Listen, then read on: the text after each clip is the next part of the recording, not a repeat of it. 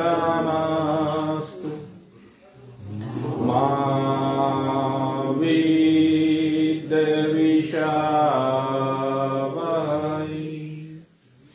ॐ शान्तिः शान्तिः शान्तिः। वसुदेवसुतं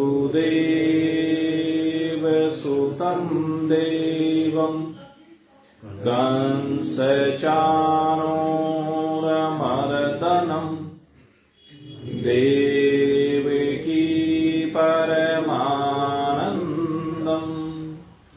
कृष्णं वन्दे जगद्गुरुं। नारायणं नमस्कृत्य नरं चैव नरोत्तमं देवीं सरस्वतीं व्यासं ततो जयम् उदीरयेत्। अखण्डमण्डलाकारं व्याप्तं येन चराचरं तत्पदं दर्शितं येन तस्मै श्रीगुरुवे नमः। विशुद्धानन्दनामाय ज्ञानोदपत्यादिहेतवे तापत्रय विनाशाय श्रीकृष्णाय वयं नमः। ॐ शङ्करं शङ्कराचार्यं केशवं बादराय नमः। सूत्रभाष्यकृतौ वन्दे भगवन्तौ पुनः पुनः। ईश्वरो गुरुरात्मेति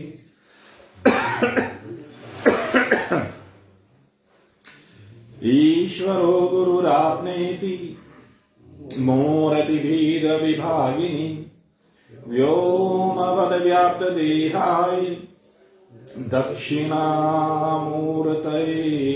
नमः।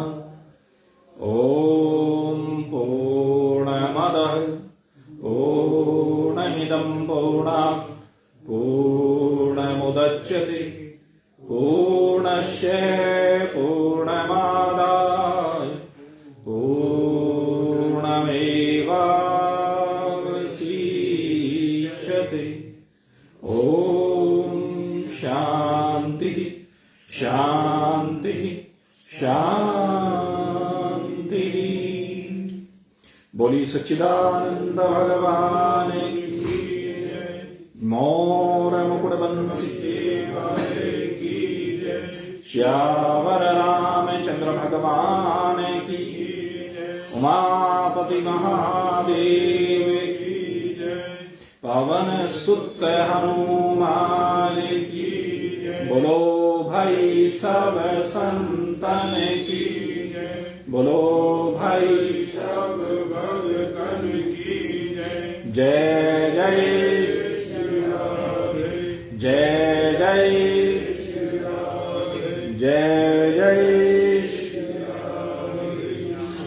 सचियां जोता वाली माता तेरी सदा ही जय।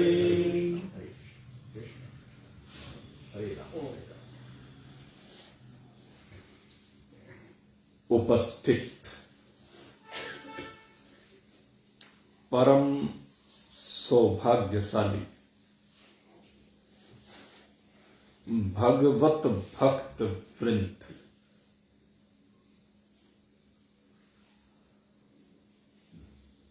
कल आपके सन्मुख ज्ञान योग की गति की प्रक्रिया श्री सुखदेव जी ने परीक्षित के सामने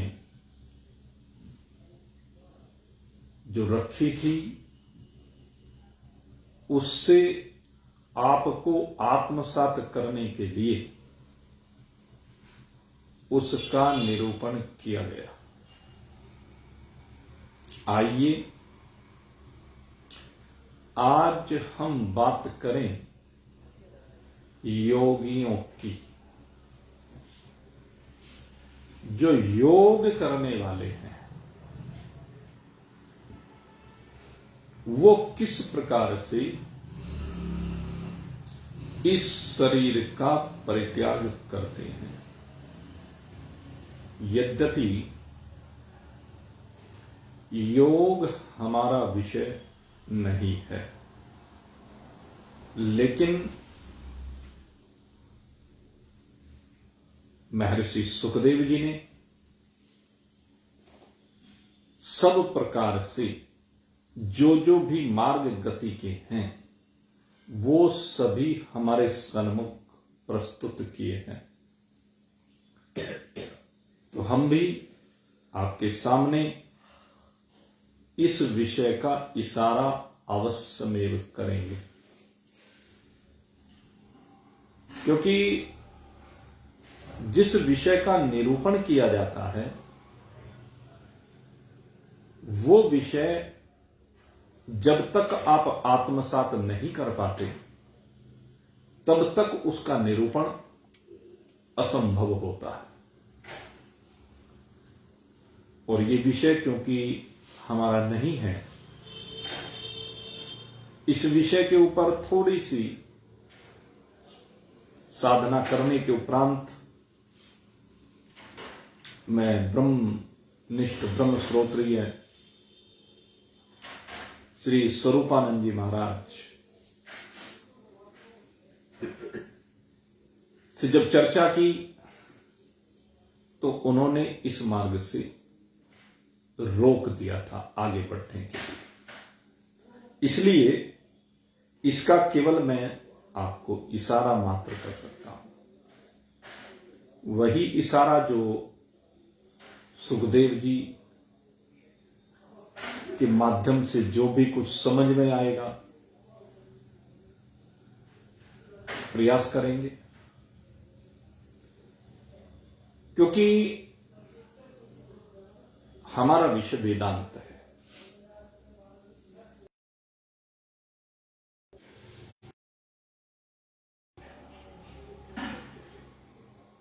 योग मार्ग अभ्यास का विषय है विशेष रूप से। जो वेदांत के ज्ञान को समझ नहीं पाते हैं और परमात्मा प्राप्ति करना चाहते हैं,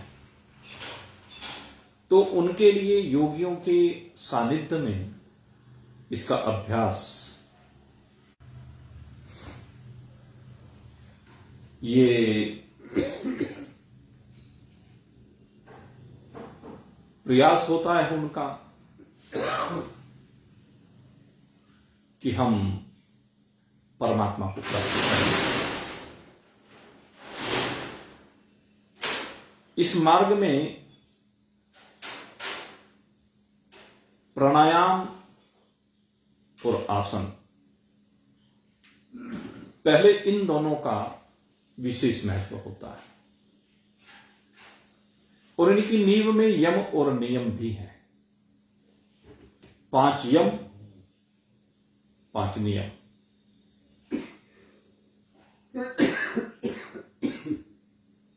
सत्य, अहिंसा, स्तेय, ब्रह्मचर्य और अपरिग्रह, सोच, संतोष, तप, स्वाध्याय और ईश्वर प्रणिधान, ये क्रमशः 5 यम और नियम है। और इनसे विभिन्न सिद्धियों की प्राप्ति होती है। सत्य को जीवन में समाहित करने से वरदान और शाप की शक्ति आ जाती है। जब 100% सत्य जीवन में समाहित होता है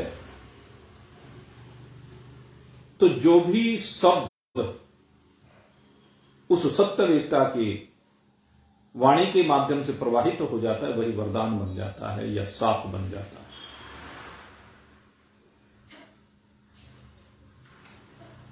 दूसरी बात है अहिंसा। जब किसी भी प्रकार से मन, वाणी और शरीर से किसी को किसी भी प्रकार का कष्ट देने का भाव नहीं होता है तो उसे अभयता प्राप्त हो जाती है, क्योंकि न वह किसी की हिंसा करता है और न फिर कोई उसकी हिंसा कर सकता है। यह सिद्धि है। चाहे शेर भी सामने आ जाए तो शेर भी उस योगी को देख करके हिंसक प्रवृत्ति का परित्याग कर देता है। और मेरा मानना है सबसे बड़ी हिंसा हम वाणी से करते हैं। जब किसी के प्रति मन में दुर्भावना होती है, बुरे विचार होते हैं, बुरे विचारों के परिणाम स्वरूप उसका अनर्थ करने का भाव होता है, तब यह हिंसा का विचार मन में आता है कि मैं इसका इस प्रकार से बुरा कर सकता हूं। और यह हिंसा गृहस्थियों में सबसे ज्यादा होती है। इसलिए मैं बारंबार कहता हूं, अपने जीवन को खाली मत रहने दीजिए। एक कहावत है कि खाली दिमाग शैतान का घर। और शैतान का घर यही है कि उस समय आपके मन में दुर्भावना आती है, बुरे विचार आते हैं, बुरा करने का मन बन जाता है। और भी कुछ नहीं तो कम से कम अब भाई जब भी कोई ये मेरे सामने आएगा जिसके प्रति दुर्भावना मन में बनी है कि उस दिन जब भी मेरे सामने आएगा उसको ये कहूंगा, ये कहूंगी, ऐसे उसका अपमान करूंगा, ऐसे करूंगी, तो ये भाव क्या है? ये हिंसा के भाव हैं। और इस हिंसा की अग्नि में ये जीव स्वतः ही जलता है। इसलिए जरूरी है इस मन को खाली मत रहने दो। इस मन को जिस समय आप खाली है ना, उस समय परमात्मा भजन में लगाओ। इस मन से भगवान की लीलाओं का गुणानुवाद करो। भगवान की किसी लीला को लेकर के उसमें डूबो, या भगवान के किसी नाम का जाप करो, मंत्र का जाप करो, या संकीर्तन करो। मैंने देखा बहुत सी महिलाएं जब रोटी बनाती हैं या घर का अन्य अन्य कार्य करती हैं तो भजन बोलती रहती है। बहुत बढ़िया तरीका है। उस समय कुविचार मन में नहीं आता था और वो भजन का भाव उस भोजन में समाहित हो जाता है, उस काम में समाहित हो जाता है, आनंद आ जाता है। तो गुनगुनाते रहें, मन से, वाणी से गुनगुनाते रहो। समय नहीं मिलेगा किसी का बुरा सोचने का तो आपकी प्रवृत्ति हिंसक नहीं रहेगी। इसके बाद कहा अस्तेय, चोरी न करने की भावना। किसी भी प्रकार से किसी का कोई भी सामान, धन, सामान, अपना बना लेने की जो इच्छा है, ये भी चोरी है। किसी के घर में रखे हुए चुरा करके लाएं, ये तो है ही। दूसरे मन में भावना भी आ गई कि इसके पास फलानी चीज है, ये तो मेरे पास नहीं चाहिए, ये भी चोरी है। तो किसी भी प्रकार की चोरी का भाव मन में ना होना, अगर ये भाव हमारे मन में नहीं होगा तो कभी आपके यहां कोई चोरी नहीं हो सकती, कभी आपका नुकसान नहीं हो सकता। अपरिग्रह माने जितनी आवश्यकता है केवल उतना ही संग्रह रखें, उससे अधिक का संग्रह न करें। सबकी अपनी अपनी दिनचर्या है, सबके अपने अपने शरीर के कार्यों के अधीन जो जीने के ढंग हैं, उस जीने के ढंग में किसी को किसी चीज की कितनी आवश्यकता है, किसी को कितनी आवश्यकता है। अगर हम बात करें एक इंडस्ट्रिस्ट की, तो उसको वो इतना व्यस्त है कि उसको गाड़ी की आवश्यकता है। लेकिन एक व्यक्ति जिसे कहीं आना जाना ही नहीं है, कभी महीने 2 महीने 3 महीने में कहीं आना जाना पड़ता हो किसी कारण से,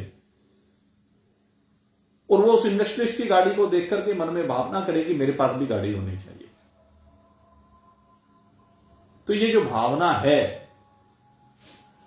ये भी गलत है। दूसरे को ये देख करके कि इसके पास 20 जोड़ी वस्त्र हैं, 50 जोड़ी वस्त्र हैं, 100 जोड़ी वस्त्र हैं, ये देख करके अपने पास भी ये कामना करना कि मेरे पास भी इतने वस्त्र हों। अगर तुझे आवश्यकता है तो ठीक है, अगर आवश्यकता नहीं है तो क्यों। मान लीजिए कोई व्यक्ति कार्य करता है और महीने में एक दिन उसको छुट्टी मिलती है, उसी दिन वो अपने वस्त्रों को धो सकता है 30 दिन। तो उस व्यक्ति के पास अब 30 दिन के लिए 30 जोड़ी कपड़े तो उसको चाहिए, उसको चाहिए। लेकिन जो रोज अपने कपड़े धो लेता हो तो उसको 30 जोड़ी वस्त्रों की अभिलाषा क्यों है। जितने से आपका काम चल जाए, भगवान ने जो यहां पर सामग्री हमें प्रदान की है, ये व्यवस्था बनाने के लिए दी है। अगर आपको आवश्यकता 10 वस्त्र की है और आपने 100 वस्त्र अपने पास जमा कर लिए हैं, तो जो 90 वस्त्र आपने जमा किए हैं वो 90 वस्त्र परिग्रह कहलाता है। वो 90 जो अतिरिक्त वस्त्र हैं वो किसी दूसरे के हिस्से के आपके पास आए हैं। आप ये अनर्थ कर रहे हैं, पाप कर रहे हैं। क्योंकि उससे क्या होगा, आप चिंतन करके देखें। आपके पास 90 वस्त्र अधिक हुए, और 90 वस्त्र अधिक होने में अगर 100 आदमियों की हम इसमें बात करें, 100 आदमी ऐसे हुए तो कितने वस्त्र हो गए। 90 गुना 100, 9000 वस्त्र, केवल 100 आदमी एक शहर में हुए। और फिर कितने शहर हैं। अगर यदि ऐसे 1 लाख आदमी हो जाएं तो 90 लाख वस्त्र घरों में अलमारियों में बंद करके रखे गए। 90 लाख वस्त्र, वो 90 लाख वस्त्र कितने लोगों के काम आते।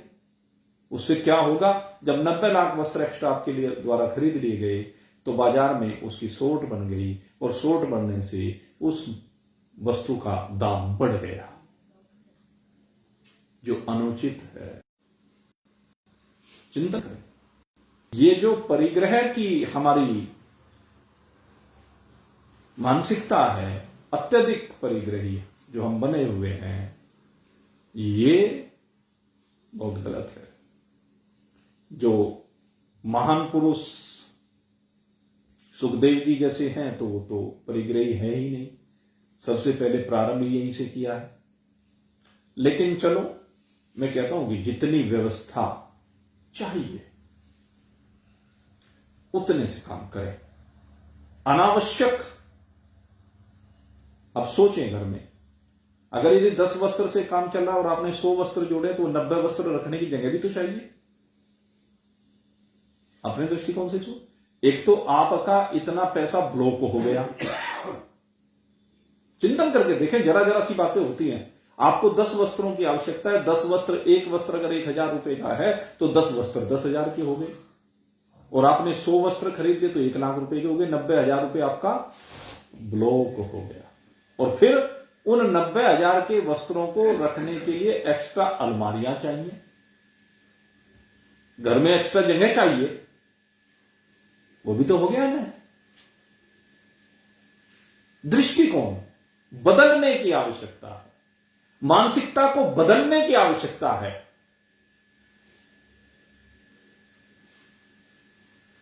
क्योंकि हम बदलेंगे तब युग बदलेगा, संसार बदलेगा, जग बदलेगा। जब हम ही नहीं बदलेंगे तो दूसरा कौन बदलेगा? सोच के देखें, चिंतन करके देखें। आज घरों में कलह का कारण, तनाव का कारण ये हमारी प्रग्रह की जो मानसिकता है वो बहुत ज्यादा है। अपनी आवश्यकता से अधिक, आवश्यकता सबकी भिन्न है, सबकी परिस्थितियां अलग हैं, हर व्यक्ति की परिस्थिति भिन्न है, कैपेसिटी है सबकी अलग अलग। जिसकी जैसी कैपेसिटी है उसी कैपेसिटी के हिसाब से उसको करना चाहिए। मैं ये नहीं कहता कि समाज की मर्यादा का हनन करें, समाज में जैसी आपकी मान सम्मान होना चाहिए या है उसके अनुसार अपनी व्यवस्था को करें, लेकिन वहां पर भी अत्यधिक प्रग्रही होना ये आप ही के लिए हानिकारक है।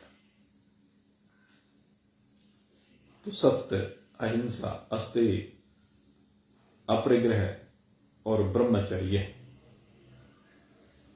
ये जो ब्रह्मचर्य की बात है इसमें 2 चीजें हैं। एक तो ब्रह्मचर्य का अर्थ है विषयों की ओर आमुख ना होना। विषयों की ओर आमुख ना होने का मतलब विषय तो त्याग हो ही नहीं सकता, उनमें आसक्ति का त्याग होना है। आंखें हैं, देखना बंद नहीं करेंगी, लेकिन आंखों से देखा क्या जा रहा है, आंखों से भोगा क्या जा रहा है, मैं तो इस बात का है। कानों से सुना क्या जा रहा है, कानों से भोगा क्या जा रहा है। चिंतन करने का भी ये है, जो शास्त्रोक्त है उस शास्त्रोक्त नियम कानून की सीमा से बाहर जाना, वो ब्रह्मचर्य का भंग होना, शास्त्र की सीमा से बाहर जाना। और दूसरा विषय है, कहते हैं ये विषयों के बजाय आपका विषय शब्द स्पर्श रूप रस गंध के बजाय ब्रह्म हो जाना चाहिए। क्योंकि इंद्रियों का जो चरण स्थल है ब्रह्मचर्य, चरण स्थल, जहां इंद्रियां चरती हैं, जहां इंद्रियां दौड़ती हैं, जहां इंद्रियां रमती हैं, वही तो कह रहे हैं, कभी शब्द में, कभी स्पर्श में, कभी रूप में, कभी रस में, कभी गंध में, इनमें इंद्रियां रमती हैं, इनमें बसती हैं, इनमें चरती हैं। तो कहते हैं ये इंद्रियां इनके बजाय एक ब्रह्म में चरनी प्रारंभ हो जाए। जब ये इंद्रियां अपना विषय क्या बना ले, ब्रह्म को बना ले, परमात्मा को बना ले, हमारा विषय मन का क्या हो जाए, परमात्मा हो जाए, हमारे वाणी का विषय परमात्मा हो जाए, हमारी आंखों का विषय परमात्मा हो जाए। आंखों का विषय परमात्मा सगुण साकार में हो जाता है, भगवान की सुंदर सुंदर दिव्य छवि का हम दर्शन करना चाहिए।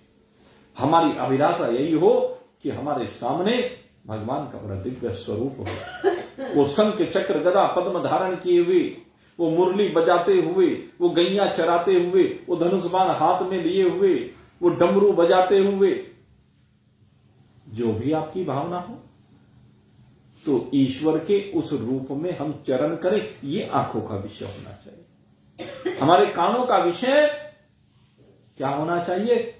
भक्त और भगवान के संबंध वाली कथाएं होनी चाहिए।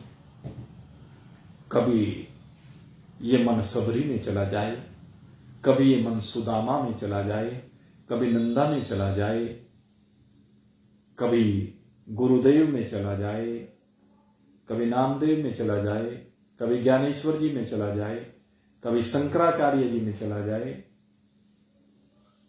चिंतन करें। तो ये हमारे मन का विषय होना चाहिए, आनंद लेने में।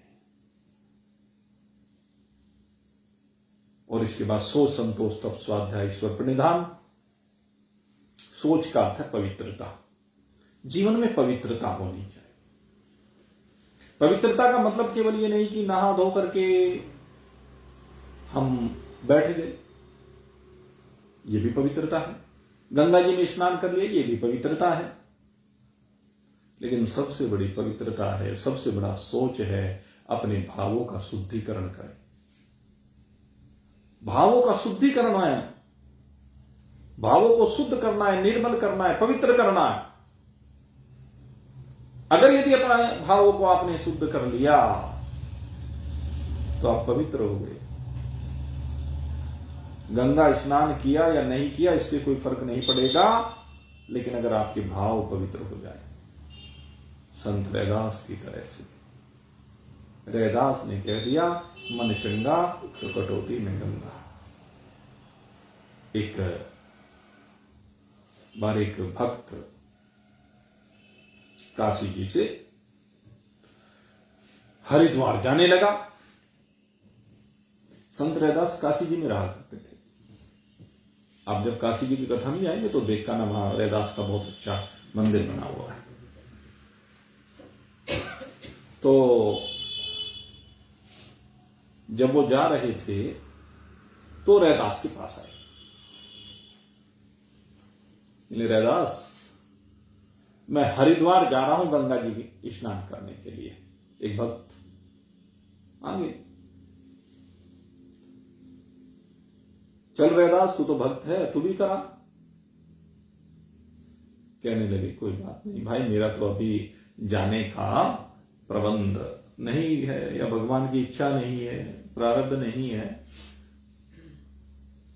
पर ले, एक काम कर, एक पैसा निकाल करके दिया उस भक्त को और कहा कि लो ये पैसा गंगा जी को हरिद्वार में दे देना। काशी जी में भी गंगा जी बहती है, हरिद्वार वाला जल ही बह करके वहां आता है।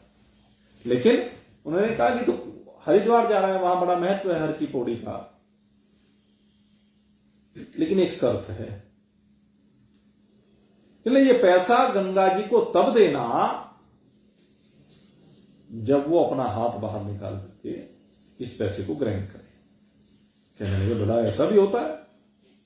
कहने लगे, हाँ, तो एक बार जो है वहां गंगा जी से कहना कि हे गंगे मैया, तेरे लिए ये तेरे भक्त रैदास ने एक पैसा भेजा है, तो इसको स्वीकार कर ले। उसने हाथ बाहर निकाल करके अगर यदि तेरा ये पैसा मांग लिया तो दे देना, वही नहीं तो अपना वापस ले आना। कहने लगे ठीक है। अब भक्त चला गया और जब भक्त चला गया तो वहां जाकर के उसने स्नान आदि किया और स्नान आदि करने के बाद पूजा पाठ आदि जो भी उसे करना था, पितृ तर्पण आदि किया और फिर चलो। फिर अचानक याद आया, अरे रैदास ने एक पैसा दिया था। फिर से गंगा जी के पास गया, और गंगा जी के पास जाकर के कहा कि हे गंगे मैया,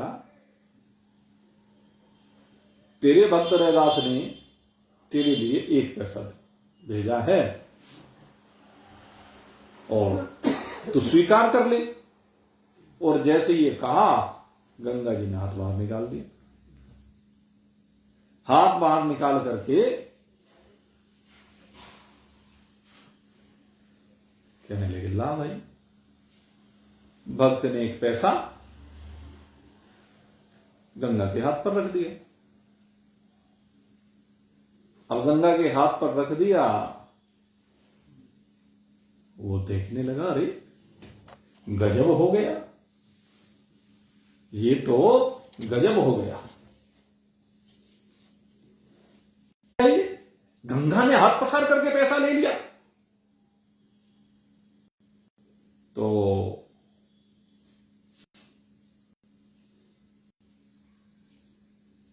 हाथ जोड़ करके चलने लगा। गंगा जी ने कहा, रुक। हाथ में से एक बड़ा सुंदर कंगन पहने हुई थी, वो कंगन उतार करके रैदास को दे दिया। अब रैदास ने उस कंगन आगे वो फहराया और आकर के उसने रैदास को दे दिया वो कंगन। एक कथा और आती है कि वो कंगन उसने रैदास को नहीं दिया। एक कथा ही भी आती है, वो कंगन रैदास को नहीं दिया, बड़ा कीमती कंगन था। उसने सोचा, अरे रैदास क्या करेगा, ये राजा को भेंट कर दो, कंगन राजा को भेंट कर दो। तो उसने रैदास को देने के बजाय कंगन राजा को भेंट कर दिया। और राजा ने देखा, बड़ा दिव्य कंगन है, भाई गंगा जी ने दिया तो दिव्य तो होगा ही। अब उस कंगन को उसने अपनी महारानी को दे दिया। महारानी ने हाथ में डाला तो अरे ऐसा अद्भुत। अब महारानी कहने लगी, महाराज कंगन तो बहुत सुंदर है पर अधूरा है, जोड़ी होनी चाहिए। कहने लगे, हाँ बात तो ठीक है। बुलाया भगत जी को। भगत जी, ये एक कहां से लाए, 2 चाहिए। कहने लगे, दूसरा कहां से लाऊं? कहने, जहां से आ वहीं से लेके आ। अब कैसे बताया कि तो गंगा जी ने दिया है? अब बड़ा लज्जित हुआ, करे तो करे क्या। राजा का आदेश हो गया कि अगर दूसरा नहीं लाएगा तो गर्दन कटवा दी जाएगी। अब भक्त को कोई उपाय नहीं दिखा, दौड़ा दौड़ा रैदास के पास आया। कहने लगे, रैदास बहुत बड़ी गलती हो गई, क्षमा मांगने आया। कहने, कोई बात नहीं, बोल क्या चाहता है तू? कहने लगे, दूसरा कंगन चाहिए। कहने लगे, दूसरा कंगन? कैसा कंगन? कहने लगे, जब तेरा पैसा गंगा जी को दिया था तो उसने तेरे लिए उपहार में कंगन दिया था और उन्होंने राजा को भेंट कर दिया, तुझे बताया नहीं। अब महारानी दूसरा कंगन मांग रही है, अगर उसको दूसरा कंगन नहीं मिला तो राजा गर्दन काट देगा। अब तेरी शरण में हूं, मेरी जान बचा सकता, तू ही बचा सकता। अब 1 पैसा और दे, मैं फिर से गंगा जी के पास जाऊं और वो जाकर के फिर दूसरा कंगन तो ये भेंट करे, तब जाके बात बने। कहने लगे, पंडित जी क्यों परेशान होता है? ले, वो जो जूते बनाया करता था, गांठा करता था, तो वो जो पानी होता था उसके क्या क्या होता था, काठ की कटोरी है, कटोता कह लो, जो भी कहो, कटोता तो वैसे उसका बोला जाता है, केवट का। हाँ चलो, ये जो इसका जो भी कह लीजिए, जिसमें चमड़ा भिगोया करता था, अपना हाथ उसने दिया, मन चंगा, कटोती में गंगा, दूसरा कंगन हाथ में ले भाई, ले आके देते। तो उसके लिए तो गंगा जी उसके हृदय में है। तो एक पवित्रता की बात है, शुद्धता की बात है, क्योंकि उसका मन चंगा है। तो ये सोच की बात है। फिर संतोष की बात है, जो भगवान ने दिया है उसी में संतुष्ट रहे, धैर्य रखे, परेशान ना हो, क्योंकि सबका अपना अपना प्रारब्ध और पुरुषार्थ है, दोनों चीजें हैं। देखो, प्रारब्ध और पुरुषार्थ मिलकर ही हमारा जीवन चलता है। कुछ लोग केवल प्रारब्ध के भरोसे बैठे रहते हैं, कुछ लोग प्रारब्ध के साथ साथ पुरुषार्थ करते हैं, तो उनका प्रारब्ध और पुरुषार्थ दोनों मिलकर की प्रगति हो जाती है। कुछ लोग पुरुषार्थ ना करके पापाचार करते हैं, तो उनका प्रारब्ध जब उस पापाचार से मिलता है तो वो प्रारब्ध और खराब हो जाता है, भाग्य भी फूट जाता है। ये तरीके कैसे, इसका एक उदाहरण देता हूं। मैथमेटिक्स में एक हमने वो पढ़ा था चैप्टर, रिलेटिव मोशन, सापेक्ष गति होता है, मैथमेटिक्स का चैप्टर, और उसे आप बड़े आसानी से समझ सकते हैं। आप एक देखें, गंगा जी है, गंगा जी में एक तैराक कूद गया ऋषिकेश में, गीता भवन, और कूद करके तैरने लगा, और वो वहां से त्रिवेणी घाट की तरफ आगे बढ़ गया, होगा 2-3 किलोमीटर। अब वो उधर चल रहा है,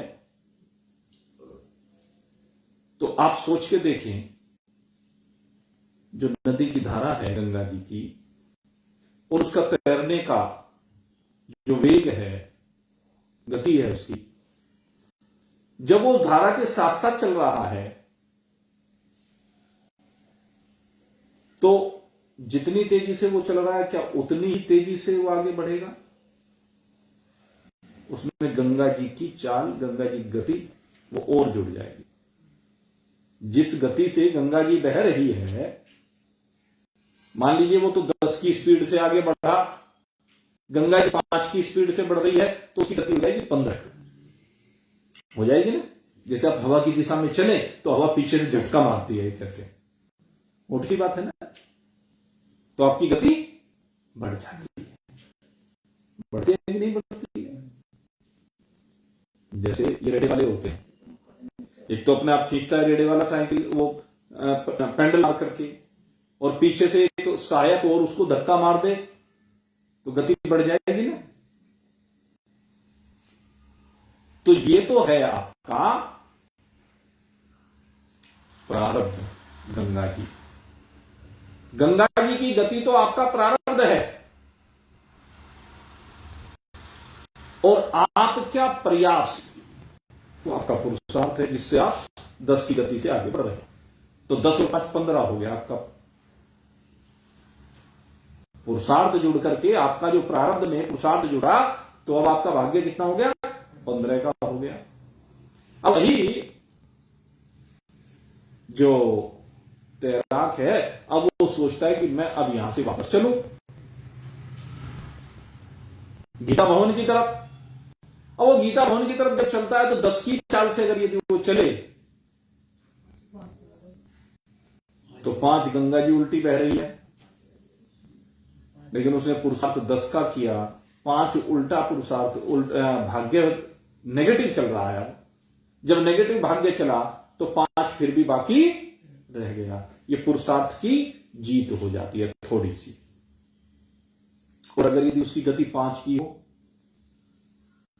जितना भाग्य में था और उतना ही उसने पुरुषार्थ किया, भाग्य में जितना नुकसान लिखा था 5 का नुकसान लिखा था, और 5 उसने जोड़ा, तो भाग्य 0/लड्डू का 0 हो गया।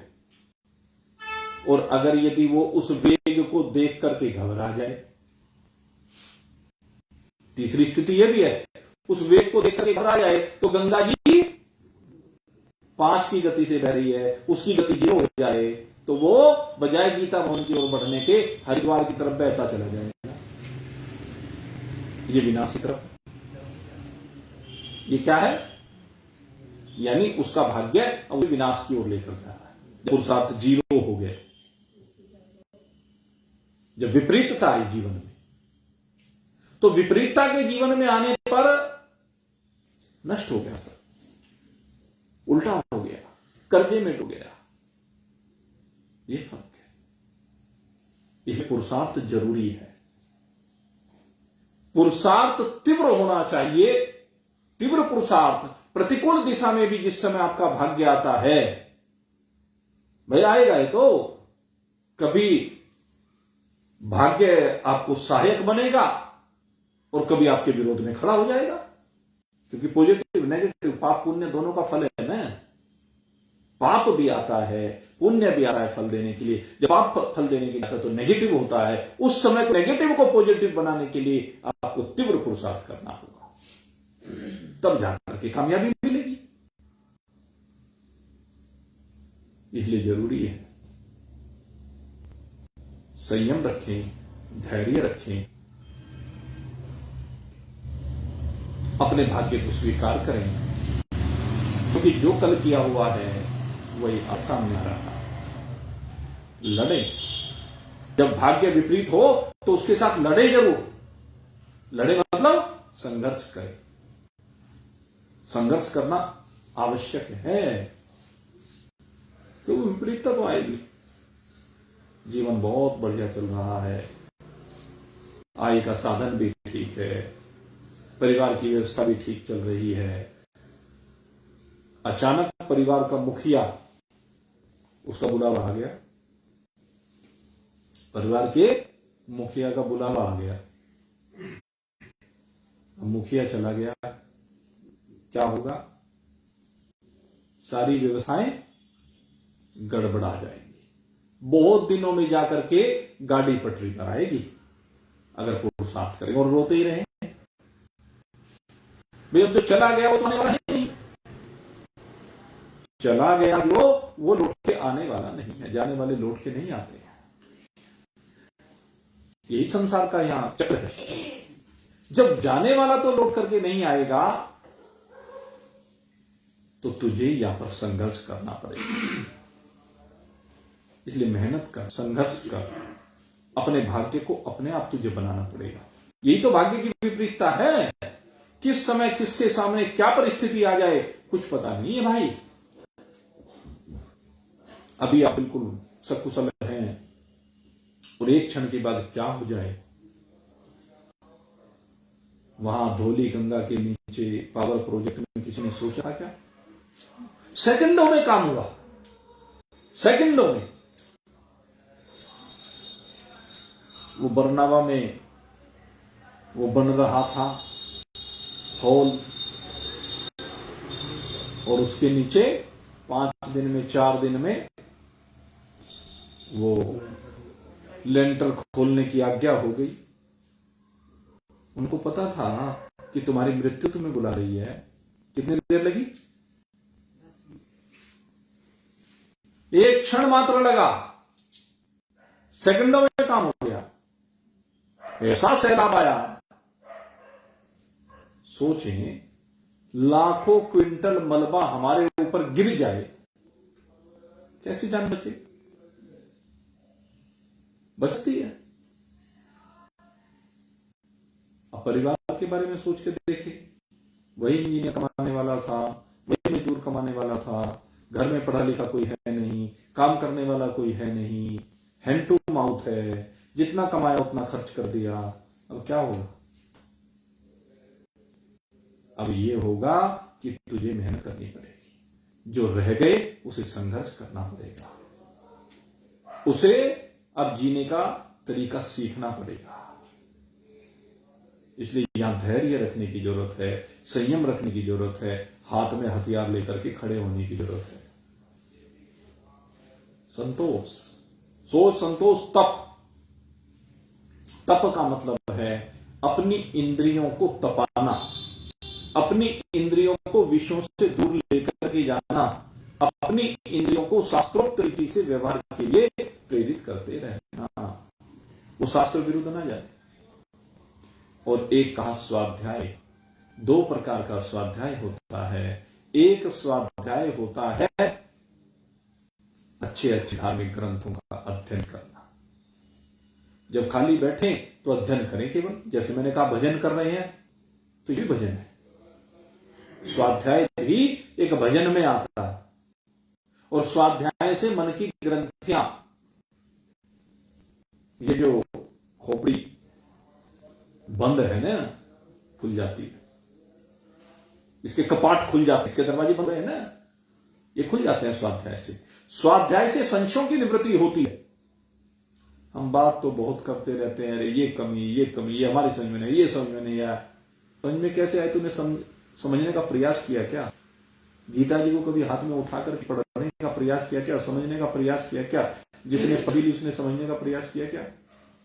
एक बेड़ा चाल जैसे स्रोत पढ़े जाते हैं, हमारे यहां बहुत स्रोत हैं, और बस पढ़ते गए समझे नहीं तो कैसे काम करेगा? समझना पड़ेगा। गीता जी के मंत्रों को समझिए, तब जाकर के ग्रंथि खुलेगी। आशय को समझिए, तब जाकर के ग्रंथि खुलेगी। जब तक आप आशय को नहीं समझेंगे तब तक बात नहीं करेंगे। इसलिए स्वाध्याय। और दूसरी बात है वास्तविक स्वाध्याय क्या कहलाता है? स्वयं माने अपना, स्वयं का अध्ययन करना, अपना अध्ययन करना। मैं कौन हूं? मैं ये शरीर नहीं हूं, ये शरीर पंचभूतों के चंदे की चौपाल है, इसके अलावा कुछ नहीं है। मैं आत्मा हूं। इसके बारे में तो रोज चर्चा करते ही हैं। तो ये स्वाध्याय कहलाता है। और ईश्वर प्रणिधान, अपने आप को ईश्वर के अधीन छोड़ देना। हरि इच्छा, जो भी कुछ है, जैसा हो गया, जो भी फलाया, हरि इच्छा। हरि इच्छा भावी बलवाना, ये कहा जाता है। तो ये सब हरि की इच्छा। तो ये यम और नियम। इसके बाद आता है आसन और प्राणायाम, बैठने की विधि और प्राणों को संयमित करने की विधि। इसकी चर्चा विस्तार से हो चुकी है। इसके बाद योगी के लिए 5वें नंबर पर आता है प्रत्याहार। प्रत्याहार का मतलब है मन पर अब नियंत्रण। मन वहां जाएगा जहां आप चाहेंगे। और उसके बाद धारणा स्थिर की जाती है परमात्मा के स्वरूप में। उसका स्वरूप भी आपको बता दिया गया है। बहुत चर्चा कई दिन तक हुई है धारणा की। उसके बाद भगवान का ध्यान है और फिर समाधि। और कहते हैं समाधि की जो स्थिति है, योग मार्ग से जो आगे बढ़ते हैं, अब योगियों की चर्चा हो रही थी। तो योगी, एक हमारे यहां 60 चक्र भेदन विधि होती है। इसमें शरीर में चक्र होते हैं। मूलाधार चक्र से प्रारंभ होता है। जब योगी को प्राणों का त्याग करना हो तो उन्होंने कहा कि सबसे पहला बंध मूलाधार जो चक्र है ना, ये गुदा में स्थित होता है। तो यहां पर एड़ी रख करके इस चक्र के भेदन का सबसे पहले कहा गया है। उपस्थ में विराजमान फिर स्वाधिष्ठान चक्र की बात की गई है। फिर उससे ऊपर बढ़ते हैं तो मणिपूरक है नाभि में। फिर चौथे नंबर पर हृदय में अनाहत चक्र है। इसके बाद विशुद्ध चक्र आपके कंठ में विराजमान है। इससे ऊपर फिर आज्ञा चक्र है। और फिर आपके सबसे अंतिम ब्रह्मरंध्र में सहस्रसार है। तो ये चक्रों को भेदन करके एक एक चक्र का भेदन करना है। अर्थात ये जो वायु है, इन सब द्वारों में विराजमान जो वायु है, उस वायु को ऊपर की ओर लेकर के चला जाता है। पहले ये सारी वायु एक जगह पर आकर के संग्रहित होती है। जैसे मैंने आपको बताया था कि सारी इंद्रियों की शक्ति आकर के हृदय में समाहित हो जाती है। योगी योग के माध्यम से इस समस्त वायु को, या कह लीजिए उदान के माध्यम से, ये सारा काम उदान करता है।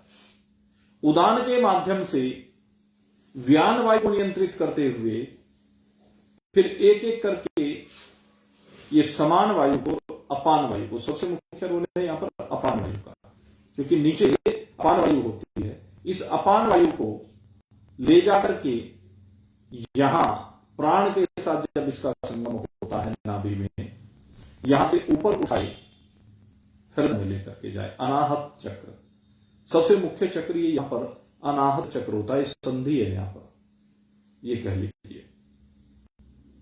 और ये जो संधि है अधिकांश बस यहीं तक सीमित रहते हैं, लेकिन योगी लोग अब इससे ऊपर आकर के कंठ में विशुद्ध चक्र, जहां पर आपकी वाणी का केंद्र है एक तरह से कह लीजिए, फिर ललाट में आज्ञा चक्र है, और उसके बाद उस वायु को लेकर के जाए सहस्रसार ब्रह्मरंध्र में, जहां पर धनंजय नाम का प्राण वास करता है। और यहां से उदान नाम का प्राण ब्रह्मरंध्र के माध्यम से ऊपर की ओर गमन, इस प्रकार से चक्रों का भेदन करते हुए ऊपर की ओर बढ़े, और ऊपर की ओर बढ़कर के अब यहां पर दो विधियां कही गई हैं। एक विधि कही गई है कि अब अपने आप को ब्रह्म में स्थित करते, ब्रह्म में विराजमान हो जाए। दूसरे क्या है कि अगर इच्छा यह है कि मुझे ऊपर के लोकों में जाना है, क्योंकि अधिकांश योगी अपने आप को ब्रह्म में स्थित नहीं कर पाते, मैं आपको बता दूं, वो यहां से ऊपर के लोकों को जाते हैं, ब्रह्मा जी तक के लोगों। कहते हैं अगर यदि ऊपर के लोकों में जाने की इच्छा है, ब्रह्मा जी तक के लोक में जाने की इच्छा है, तो फिर कहते हैं उसके पास आठों जो सिद्धियां हैं, कहते हैं उन सिद्धियों से संयुक्त होकर के वो ऊपर उठे। आकाश में विचरण करने वाले जो सिद्ध हैं, उनके साथ जब विहार करने की इच्छा होती है, अंतरिक्ष में रहने वाले जो जितने भी सिद्धों के ऊपर के लोग हैं, उनके साथ विचरण करने की इच्छा होती है, या ये होता है इस ब्रह्मांड में, इस ब्रह्मांड के बाहर मैं कहीं भी विचरण करूं, तो उस स्थिति में कहते हैं एक स्थिति तो यह है कि परमात्मा के साथ वहीं लय को प्राप्त हो जाए, और ये कोई कोई बिरला होता है जो परमात्मा के साथ वहीं लय हो जाता है। वो जो ज्ञानी की गति होती है, वही गति उस योगी की होती है, क्योंकि वो वहीं पर इंद्रियों को छोड़ देता है, वहीं पर सूक्ष्म शरीर को छोड़ देता है, वहीं पर कारण शरीर को छोड़ देता है, और परमात्मा के साथ एक रूप हो जाता है। लेकिन अन्य योगी जिनके अभी अन्य लोकों में विचरण की इच्छा है, सिद्धों के साथ विचरण करने की इच्छा है, ब्रह्मांड के अंदर और बाहर विचरण की इच्छा है, तो वह अष्ट सिद्धियों से संयुक्त होकर के कहते हैं कि अपनी इंद्रियों को भी साथ में लेकर चले। इंद्रियां जाती हैं, सूक्ष्म शरीर जो है, इंद्रियों से मतलब यहां पर सूक्ष्म शरीर को साथ लेकर के चले, क्योंकि यहां से आगे जो लोक हैं उनमें वो भोग होता है, वो सूक्ष्म शरीर के माध्यम से ही होता है। वैसे तो इस शरीर में भी सूक्ष्म शरीर के माध्यम से ही भोग है सब, लेकिन यहां से चूंकि शरीर तो यही रह जाता है, ये शरीर नहीं जा सकता ऊपर के लोकों में, तो यहां से केवल सूक्ष्म शरीर को साथ ले जाने की बात है। इसमें इंद्रियां हैं, क्योंकि इंद्रियों के द्वारा ही भोग होता है, अंतःकरण, अविद्या है, ये सब साथ में चलती हैं, और इनके साथ में वो कहते हैं ऊपर की ओर बढ़ता है। और ये जो शरीर होता है, ये कहते हैं वायु की भांति होता है। ये शरीर वायु की भांति अत्यंत शुद्ध हो, वायु की भांति अत्यंत सूक्ष्म होता है। जैसे वायु सूक्ष्म है, अनुभव तो की जाती है वायु, लेकिन वायु को देखा नहीं जाता, दिखती है क्या किसी को वायु? दिखती नहीं है, केवल अनुभूत होती है। और वायु के चलने का हमें पता कैसे चलता है? जब हमारे शरीर से स्पर्श होता है, या हम देखते हैं कि बाहर निकले, पेड़ के पत्तों को देखते हैं, पत्ते हिल रहे हैं, धुएं को देखते हैं, धुएं को देख करके उसकी गति का ये भी देखा जाता है कितनी गति है और किस दिशा में है, हवा किस दिशा से किस दिशा में चल रही है, ये भी मालूम होता है धुएं को देख करके। तो कहते हैं ये वायु की भांति हल्का शरीर होता है, सूक्ष्म शरीर होता है, जो ये यहां से निकल करके आगे की यात्रा करता है और फिर जो है ये स्वच्छंद रूप से सर्वत्र विचरण करने का इसको अधिकार प्राप्त हो जाता है।